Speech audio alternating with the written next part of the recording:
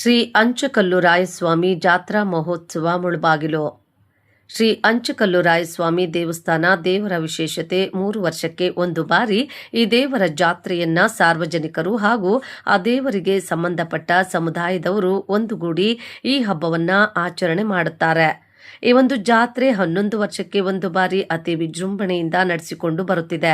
ಈ ದೇವರ ಆರಾಧನೆಗೆ ಹಲವಾರು ಹಳ್ಳಿಗಳಿಂದ ಅವರವರ ಮನೆ ದೇವರುಗಳಿಗೆ ಪೂಜೆ ಸಲ್ಲಿಸಿ ಬರುವ ಭಕ್ತಾದಿಗಳಿಗೆ ಅನ್ನದಾನ ಏರ್ಪಡಿಸಲಾಗುತ್ತಿದೆ.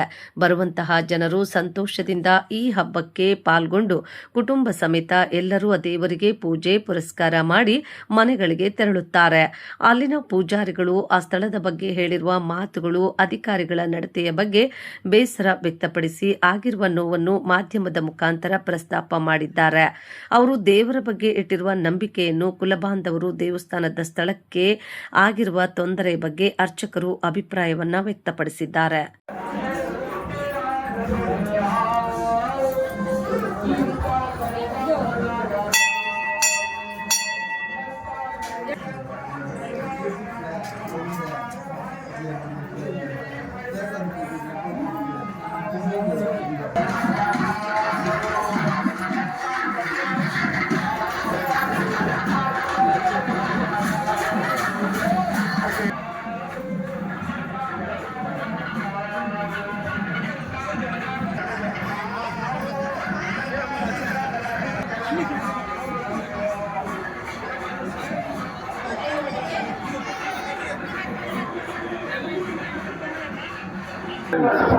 ನೋಡಿ, ಇದು ಹಾಲು ಮತಸ್ಥರ ಕುಲಬಾಂಧವರ ಒಂದು ದೊಡ್ಡ ದೇವರ ಜಾತ್ರಾ ಮಹೋತ್ಸವ. ಇದೊಂದು ಕುರುಬ ಸಮಾಜಕ್ಕೆ ಸಂಬಂಧಪಟ್ಟಂತ ಒಂದು ಕಾರ್ಯಕ್ರಮ. ಈ ಒಂದು ಕುರುಬ ಸಮಾಜದ ಕಾರ್ಯಕ್ರಮಕ್ಕೆ ನಾವು 138 ದೇವಸ್ಥಾನಗಳಿಗೆ ನಾವು ಗುರುಗಳು. ನಮ್ಮದು ಬಂದು ಶಿಡ್ಲಘಟ್ಟ ತಾಲೂಕು ಜಂಗಮಕೋಟೆ ಹೋಬಳಿ ಸುಗಟೂರು ಗ್ರಾಮದಿಂದ ನಾವು ಬಂದಿದ್ದೀವಿ. ಆ ಮಠಕ್ಕೆ ಸಂಬಂಧಪಟ್ಟಂತ ಈ ಒಂದು ದೇವಸ್ಥಾನಗಳು 138 ಇದೆ.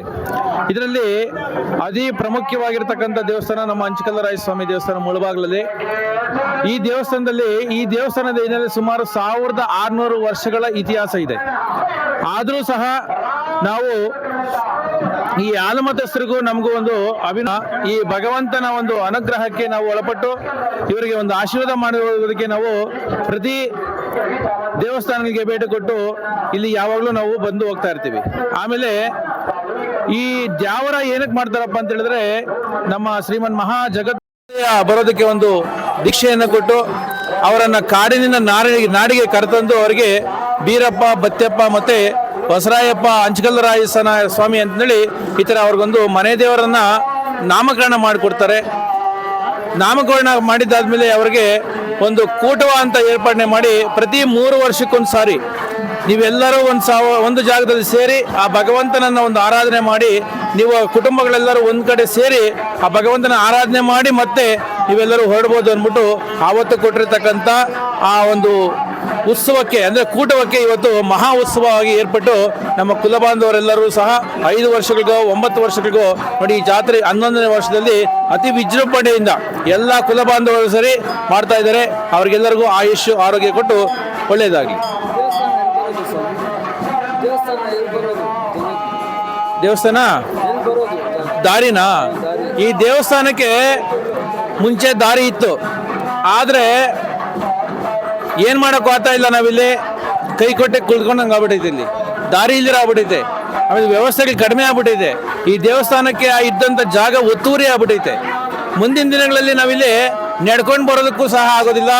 ನಮ್ಮ ಸರ್ಕಾರ, ನಮ್ಮ ಘನದೇವತೆ ಸರ್ಕಾರ ಈಗಲೇ ಇದನ್ನೆಲ್ಲ ಒಂದು ಪರಿಶೀಲನೆ ಮಾಡಿ ನಮಗೊಂದು ನ್ಯಾಯ ಒದಗಿಸ್ಕೊಟ್ರೆ ಮುಂದಿನ ದಿನಗಳಲ್ಲಿ ಅವರನ್ನು ನಾವು ಇರೋದೇ ಇಲ್ಲ, ನಾವು ಮರೆಯೋದಕ್ಕೆ ಸಾಧ್ಯತೆ ಇರೋದಿಲ್ಲ. ಅದಕ್ಕೋಸ್ಕರವಾಗಿ ಸಂಬಂಧಪಟ್ಟಂಥ ಅಧಿಕಾರಿಗಳು ನಮ್ಮ ಕುಲಸ್ಥರಿಗೆ ಯಾವುದೇ ತರಹದ ಒಂದು ಲೋಪದೋಷಗಳಾಗ್ದಿರ ಈ ಒಂದು ದಾರಿ ಮಾಡಿಕೊಡ್ಬೇಕು ಅಂದ್ಬಿಟ್ಟು ನಾನು ಅವರಲ್ಲಿ ಮನವಿ ಮಾಡ್ಕೊಳ್ತಾ ಇದ್ದೀನಿ.